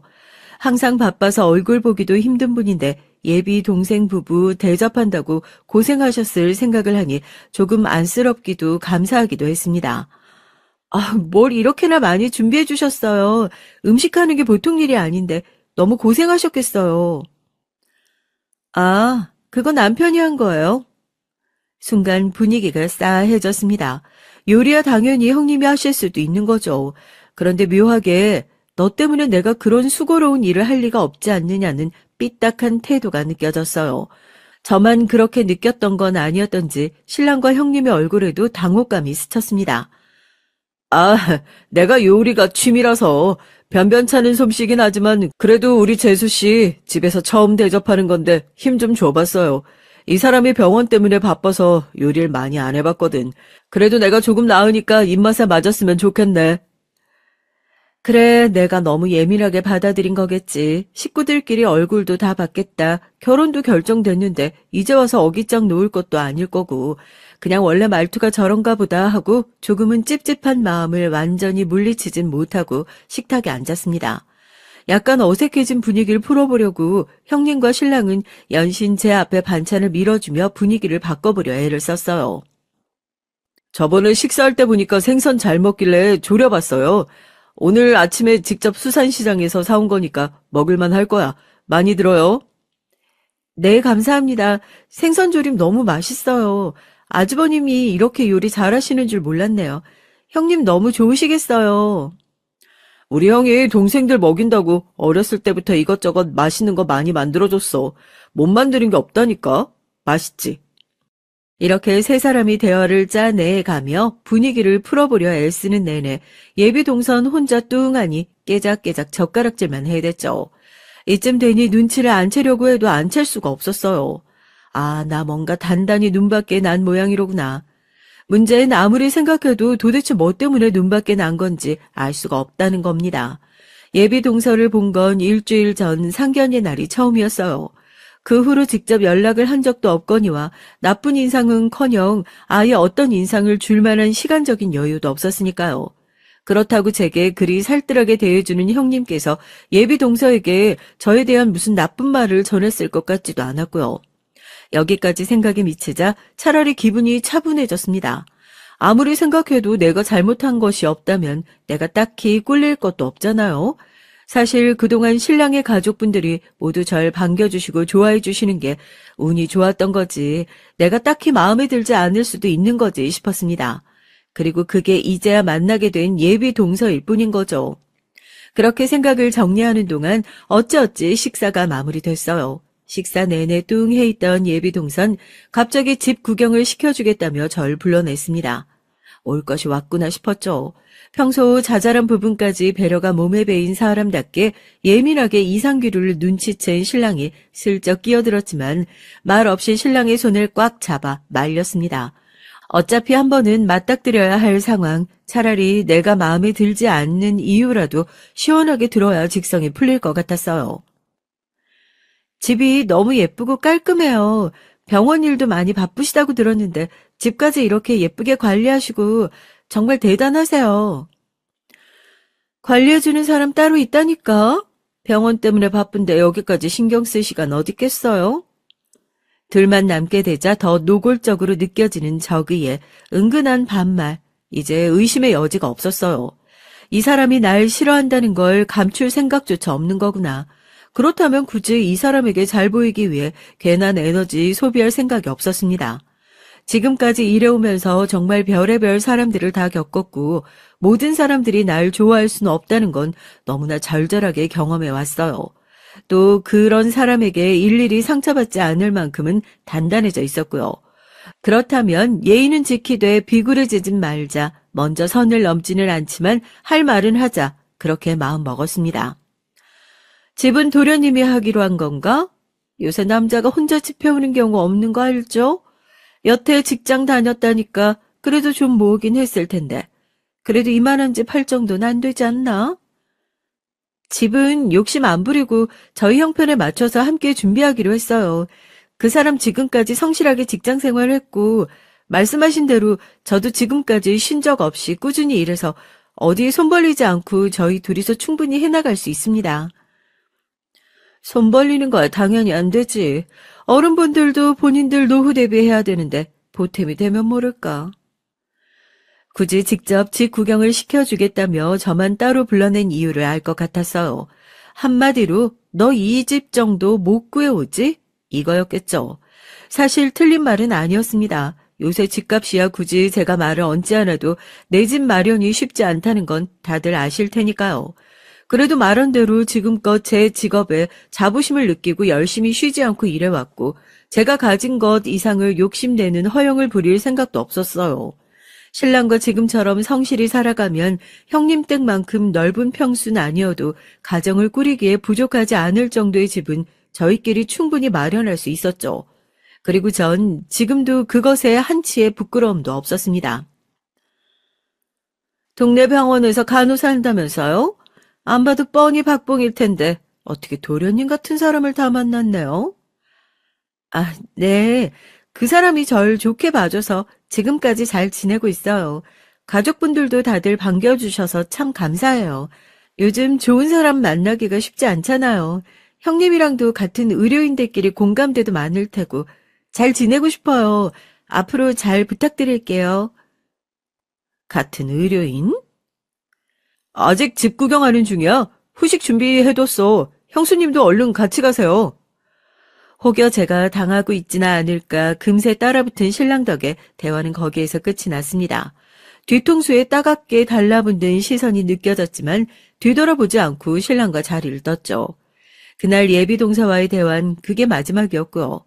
이제 완전히 분위기를 파악한 형님께서 어떻게든 제 기분이 상하지 않게 마음을 풀어주려고 애쓰는 게 안쓰러울 정도였습니다. 그러는 동안에도 예비동선 말 한마디 안 하고 분위기를 굳히는 데 일조했고요. 미안해. 많이 당황스러웠지? 형님 댁을 나서자마자 신랑으로부터 사과의 말이 튀어나왔습니다. 사실 사과해야 할 사람은 따로 있지만 그래도 눈치 없이 굴지 않고 제 마음부터 도닥이는 신랑의 말에 괜히 눈물이 날 것 같았어요. 당당하게 행동하자고 다짐했지만 그래도 낯선 사람의 적의와 마주하는 일은 여전히 어려운 일이니까요. 제 딸은 잘 지내보고 싶어서 신경 써서 선물까지 준비해갔는데 그런 대접을 받으니까 속으론 마음이 많이 상했던 것 같습니다. 형수님이 평소엔 말수도 많이 없으시고 바빠서 우리 식구들이랑 자주 만날 일이 없어서 내가 신경을 많이 못 썼어. 오늘 자기 마음 많이 상했을 텐데 앞으로는 둘이 최대한 마주치는 일 없도록 내가 더 신경 쓸게. 솔직히 오늘 많이 당황스러웠던 건 맞아. 그동안 자기 가족이 다 너무 잘해주셔서 이런 일이 생길 줄은 몰랐거든. 정 굳이 숨기지 않고 예비동서와 단둘이 있을 때 나눴던 대화를 신랑에게 전해줬어요. 처음에 한 번은 그냥 넘어갈까 싶기도 했지만 나 혼자 참아봐야 상대방이 태도를 바꾸지 않으면 같은 일이 또다시 반복되리라는 건 불보듯 뻔한 일이니까요. 무엇보다 시작부터 신랑에게 감추는 일을 만들고 싶지 않았습니다. 제 말을 들을수록 신랑의 얼굴은 사색이 되어갔어요. 형수님께 반드시 사과를 받아야 한다며 답지 않게 흥분하는 신랑을 보면서 그래도 이 사람이 내 편이니 당당하게 행동하길 잘했다는 생각이 들었습니다. 솔직히 별로 사과받고 싶은 생각은 없어. 방금 전까지 그렇게 말했던 사람이 갑자기 생각이 바뀐 것도 아닐 거고 그런 사람이 사과하는 게 뭐 얼마나 의미가 있겠어. 대신 앞으로 나 안 참을 거야. 내가 불어 일을 키우진 않을 테지만 그쪽에서 무리하게 군다면 나도 할 말 다 할 거고 싸울만 하면 싸우기도 할 거야. 그래도 괜찮겠어? 신랑은 두 말 없이 제 편을 들어줬습니다. 혹여나 이런 일이 또 일어난다면 절대 숨기지 말고 자기에게 꼭 말해야 한다며 다짐도 단단히 받아냈고요. 신랑과 확실하게 얘기를 끝내고 나자 무거웠던 마음도 조금은 가벼워지는 것 같았습니다. 앞으로 어떻게 대처해야 할지도 어느 정도 정리가 되는 기분이었죠. 예비 동서로부터 연락을 받은 때는 다음날 근무 시간 중이었어요. 근무 중에 저장이 되지 않은 번호로 연락이 와서 받지 않고 넘겼더니 문자가 왔더라고요. 지금 본인 병원 근처에서 좀 보자고 순간 눈을 의심했습니다. 본인도 피부과 개원의니까 지금이 제 근무 시간이란 건 당연히 알고 있을 텐데 다짜고짜 나오라니요. 그것도 본인이 찾아왔다는 것도 아니고 저보고 오라니 대번에 사람을 깔보는 듯 했던 눈초리가 떠올랐어요. 평소 근무 중에 휴대폰을 잘 들여다보지 않는 제가 눈에 띄게 굳은 표정으로 문자를 보자 선생님께서도 이상한 낌새를 채셨는지 무슨 일이 있느냐 물으셨어요. 근무 중엔 일이 최우선이라는 평소 생각답게 금세 표정을 바꾸고 일단 일에 집중했습니다. 답장을 한 건 근무가 끝난 다음이었어요. 근무가 이제 끝나서 연락드립니다. 하실 말씀이 있으신가요? 바로 전화가 오더군요. 내가 연락한 게 언젠데 뭐가 그렇게 바쁘다고 이제야 문자 한 통 덜렁 보내요? 근무 중이었어요. 근무 시간에 연락하신 거면 혹시 급한 일인가요? 손윗동서 될 사람이 연락한 거면 당연히 빨리 연락해봐야겠다는 생각 안 들어요? 끝났으면 이쪽으로 넘어와요.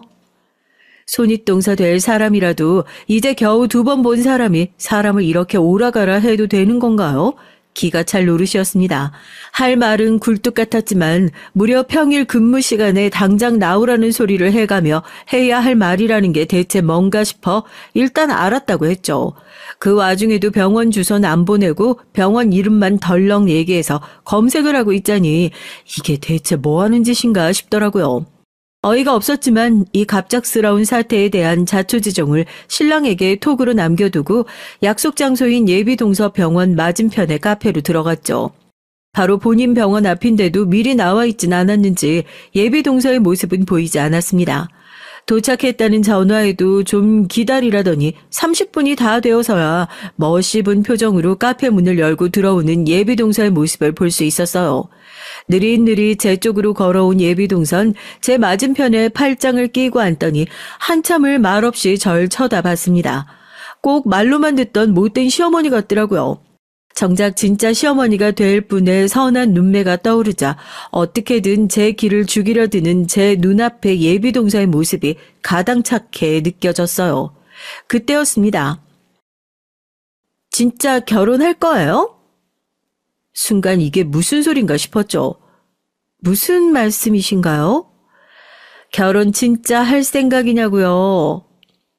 너무 기가 막히니 말문이 딱 막히더군요. 순간 어이가 없어 굳어있는 제 모습을 어떻게 해석한 건지 예비동서의 태도가 기고만장해졌습니다. 그러더니 언제 뻗어놓은 보릿자루처럼 입꾹 다물고 있던 사람이었는지 의심스러울 정도로 폭언을 쏟아내기 시작했어요. 솔직히 어제 우리 집 와봤으면 생각 있는 사람이면 뭔가 좀 느끼는 게 있어야 하는 거 아닌가? 결혼이 무슨 애들 장난도 아니고 고만고만하게 뭐 맞는 게 있어야 하는 거지. 이건 처져도 너무 처지는 거 아닌가? 순간 놀라서 손이 덜덜 떨렸습니다. 절 마음에 들어 하지 않는다는 건 알고 있었지만 저렇게 대놓고 원색적인 태도로 나올 거라곤 생각 못 했거든요.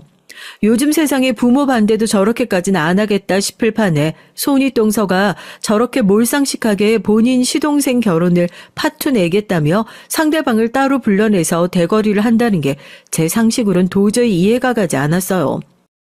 처지다니요? 제가 처진다는 뜻인가요? 그럼 도련님이 그쪽한테 처지겠어요? 무슨 당연한 소리를 하고 있어. 그쪽 동네 병원에서 간호사 한다면서 그럼 몇 년이나 더 일하겠어? 결혼하고 일한답시고 애 낳기 전까진 좀 깔짝거리다가 집에 들어앉겠지. 집도 말이 같이 한다는 거지.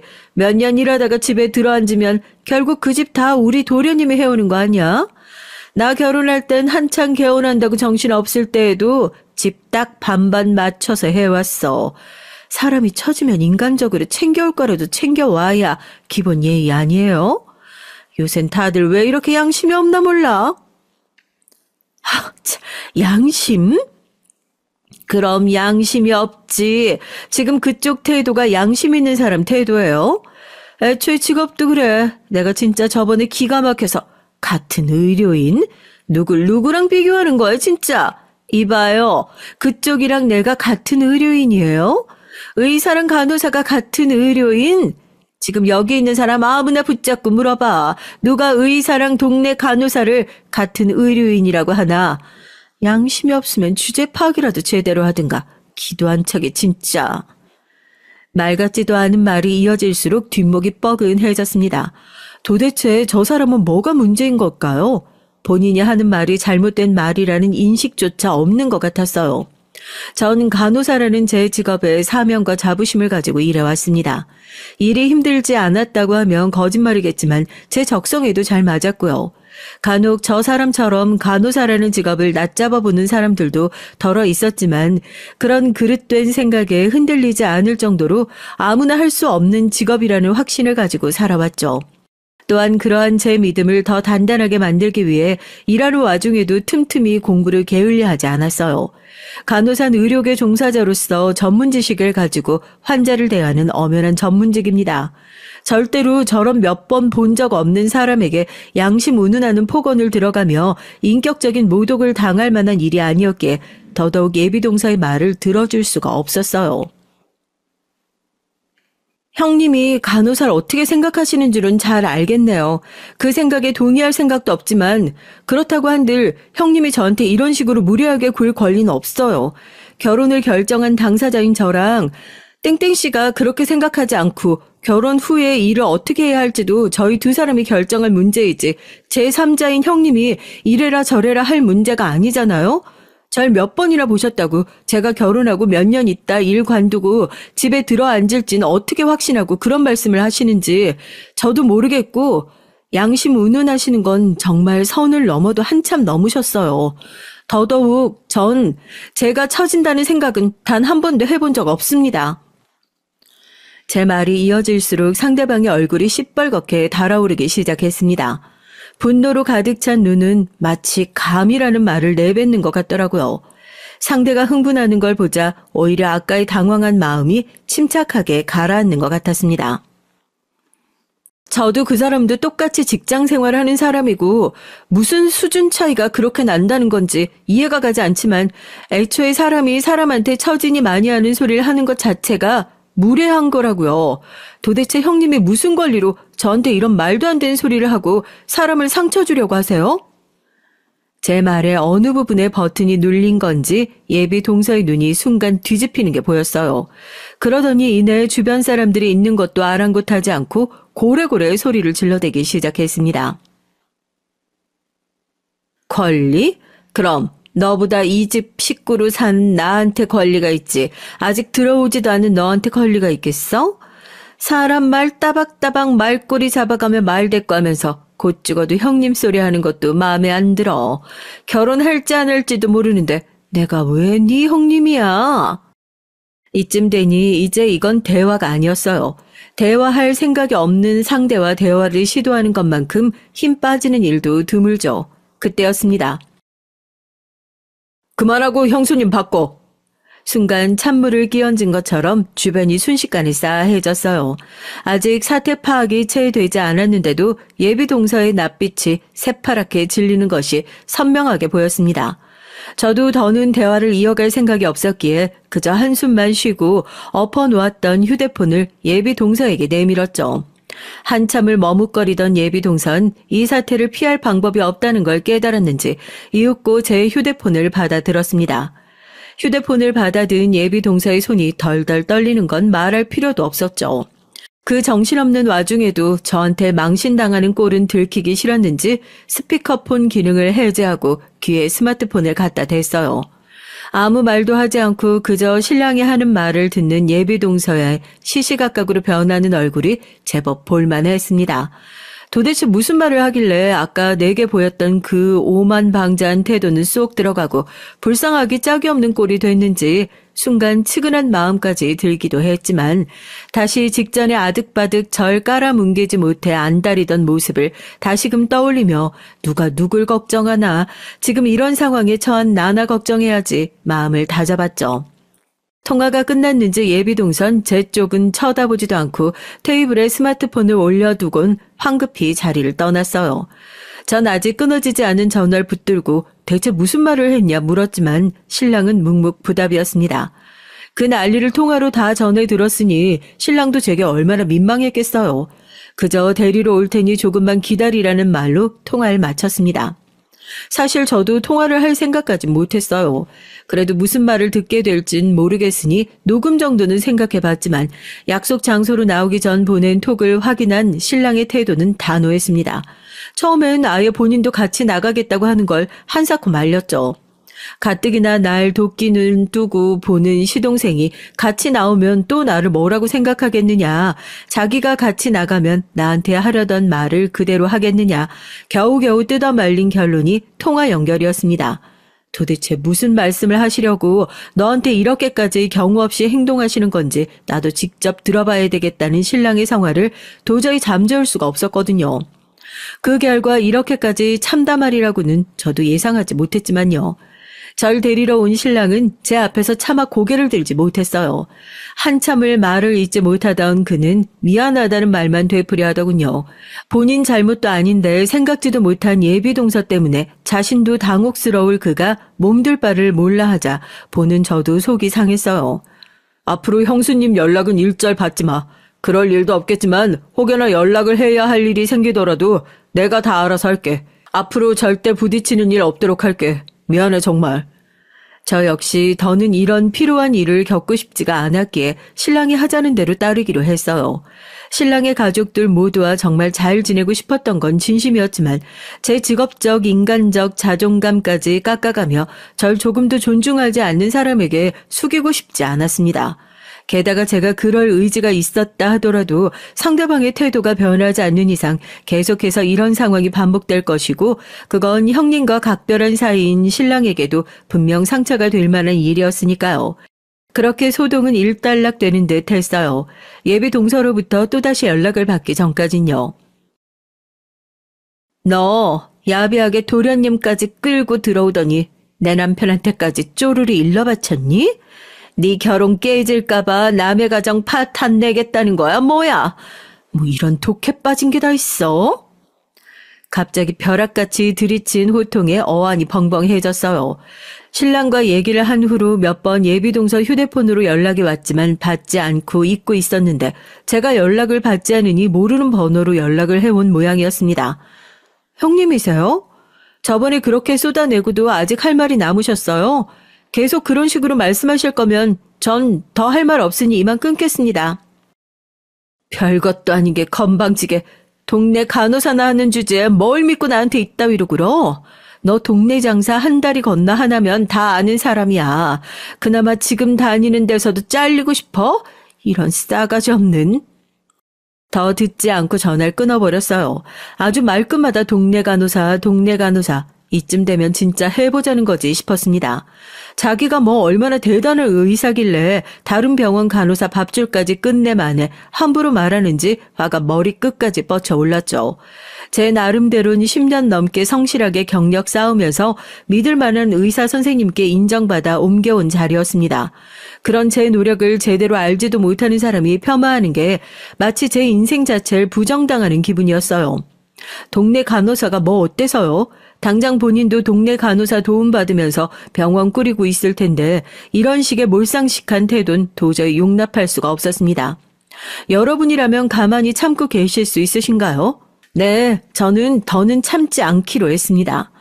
예비동서의 어처구니 없는 발언에도 단 한 가지 맞는 점이 있다면 동네 장사 한 다리 건너 하나면 다 아는 사람이라는 겁니다.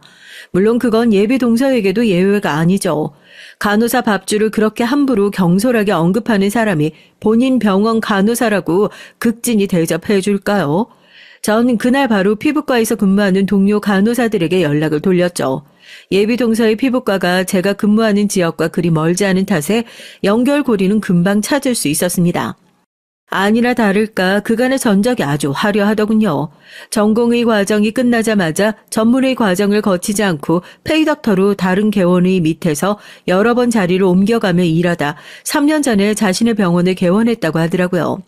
페이덕터로 일할 때에도 자주 자리를 비우고 간호사에게 시술을 떠넘겨서 곤란에 처한 간호사도 한둘이 아니었어요. 사실 그리 놀랍지 않았습니다. 자각이 있는 의료인이라면 업무적으로 부딪힐 일이 있을지언정 같은 의료계의 종사자를 그렇게 낮잡아보고 폄하할 수는 없으니까요. 병원의 상호 자체도 문제였습니다. 전문의가 아니니 피부과 의원이라는 상호를 사용할 수 없음에도 병원 명만 의원으로 등록하고 간판은 떡하니 피부과 의원으로 기재를 해두었더라고요.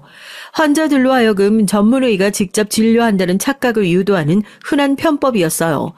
그 다음은 쉬었습니다. 우선 평일에 하루 연차를 쓰고 예비동서 병원에 있는 지역에 사는 친구에게 부탁을 해서 그 지역에서 회원수가 가장 많은 맘카페에 게시글을 올렸죠.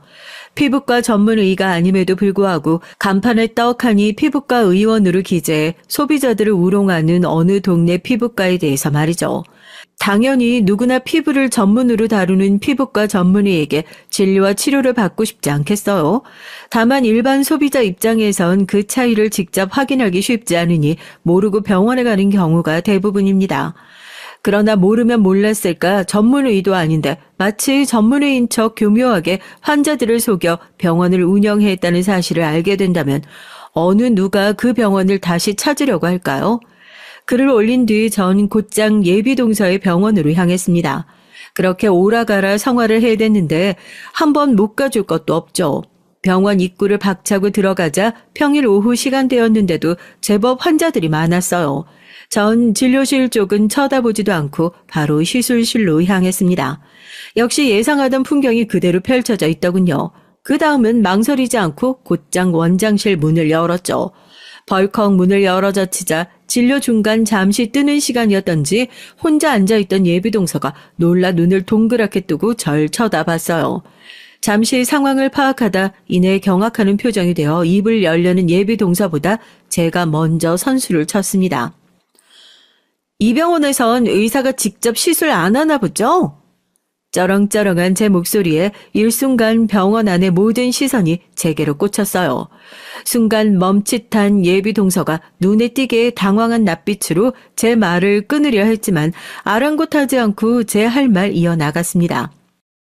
이 병원의 의사라곤 원장님 한 분뿐이던데 시술실에선 다른 분이 시술하고 계시네요?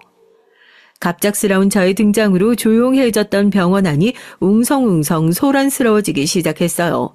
네, 의료 종사자가 아닌 사람들은 착각하기 쉽지만 주사를 비롯한 모든 피부과 시술은 법적으로 의사가 하게 되어 있습니다. 흔히 환자들의 입장에선 병원 내에 근무하는 사람이니 그중 누군가가 시술을 해도 그러려니 하지만 시술은 엄연히 의사의 몫이에요. 제가 직전에 확인한 시술실에서 간호사가 주사를 시술하고 있었습니다. 이전에 페이닥터로 일하던 곳에서도 대리 시술로 여러 간호사들에게 곤욕을 치르게 한 바가 있는 사람이니 본인이 원장인 병원에선 얼마나 더 제멋대로 행동했을지 자명한 일이었어요. 다급히 제 입을 막으려 드는 예비 동서를 뒤로 하고 전 쐐기를 박았습니다. 근데 대리 시술은 불법이잖아요? 여기 원장님도 피부과 전문이 아니라던데? 웅성거리던 소리인 이내 큰 소리로 바뀌었어요. 대리 시술이 불법이라는 걸 몰랐던 환자라도 면전에서 불법 시술이 자행되고 있다는 말을 들었는데 아무렇지도 않게 하는 게 더 이상한 거겠죠. 당장 가장 격한 반응을 보인 사람들은 실시간으로 시술을 받고 있던 환자들이었어요. 제 목소리가 시술실까지 흘러들었던 모양입니다. 시술실을 박차고 나온 환자들은 잔뜩 흥분한 얼굴로 예비 동서에게 무서운 기세로 따지기 시작했어요. 지금 이거 불법 시술이에요? 나 여기 다닌 지 6개월 넘었는데 그럼 내내 불법 시술 받은 거예요, 나?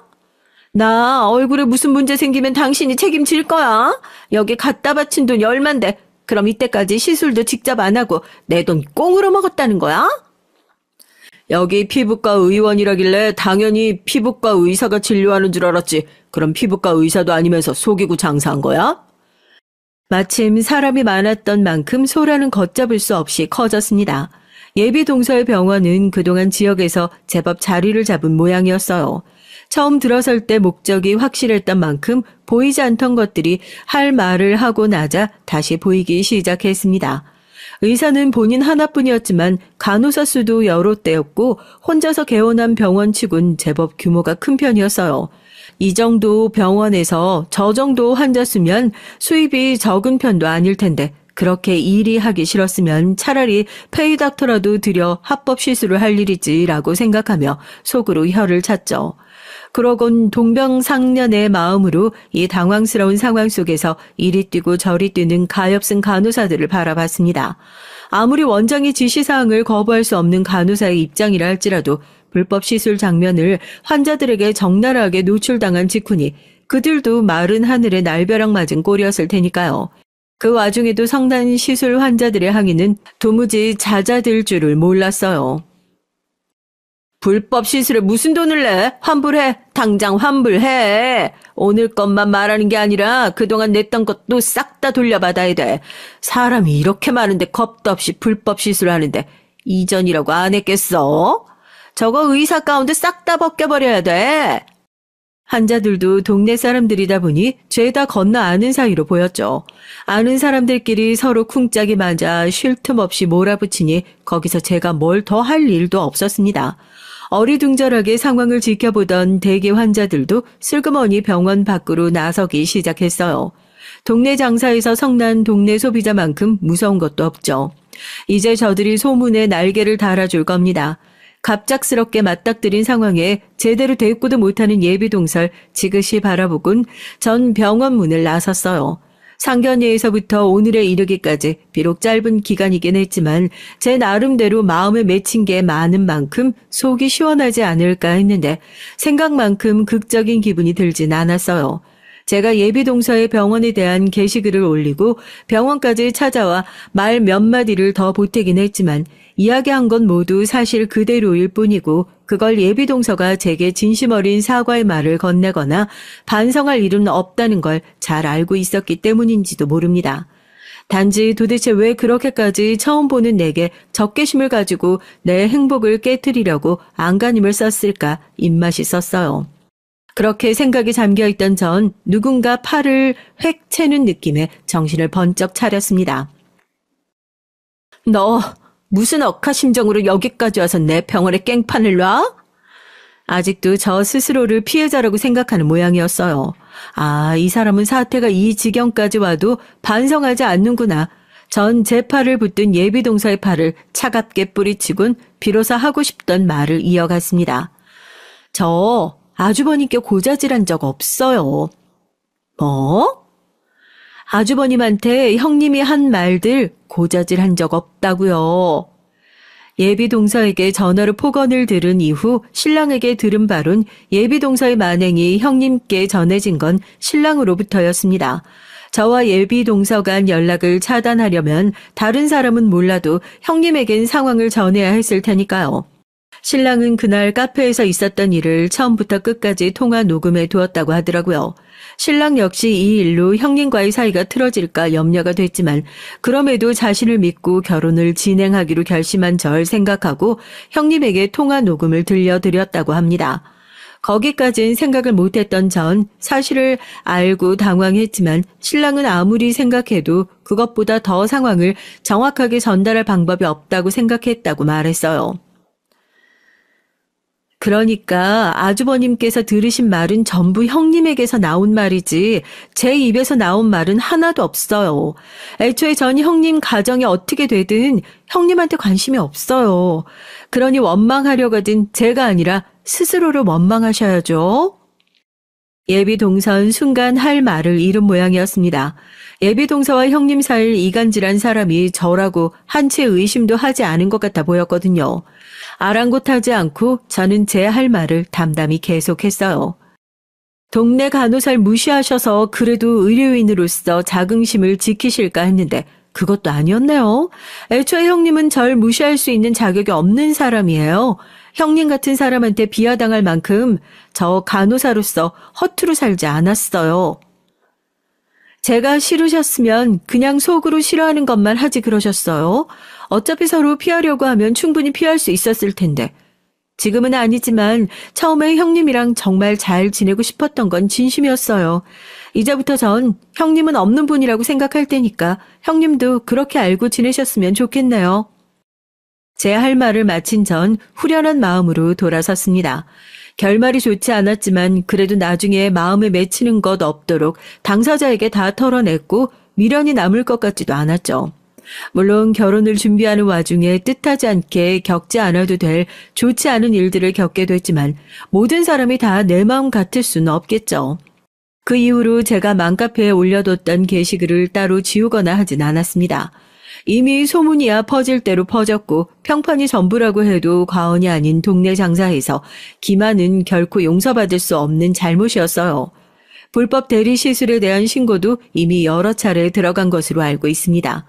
같은 의료인으로서 불법 시술은 변명의 여지가 없는 잘못이므로 그 부분에 대해선 안타까운 마음조차 들지 않았어요.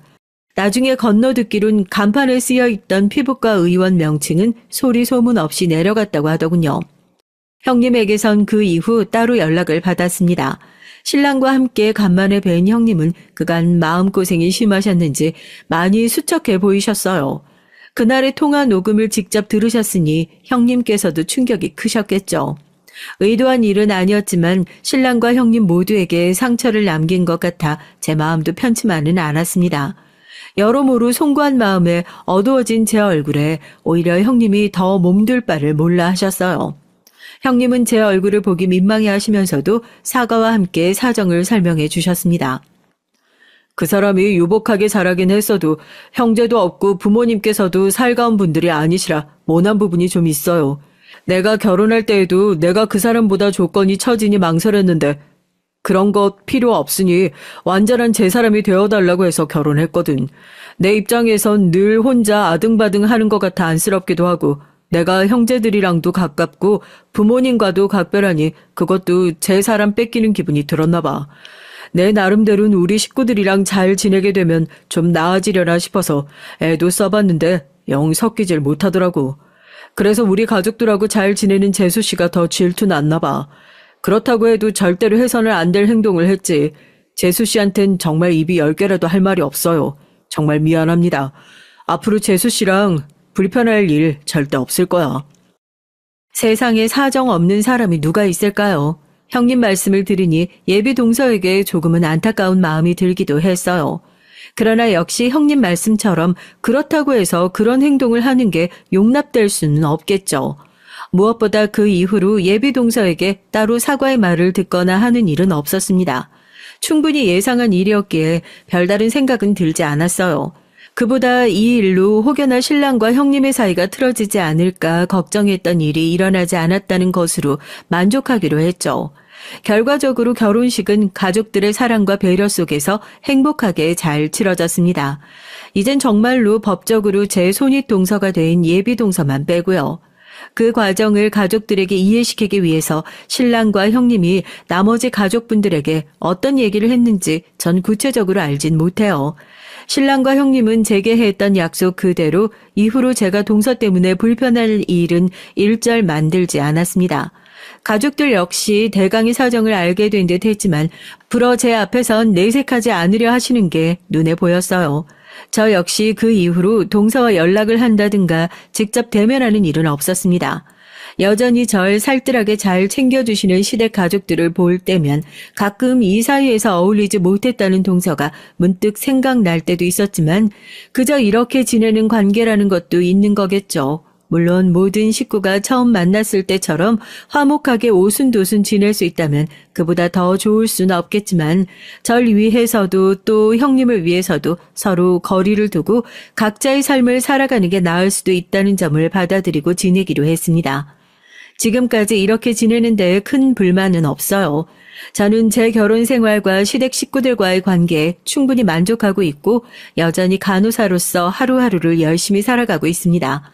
사람들과의 원만한 관계는 인생에 있어 정말 중요한 부분이지만 그보다 더 중요한 것이 자존감을 잃지 않고 나 스스로를 중심으로 두는 삶이 아닐까 하는 생각이 들어요.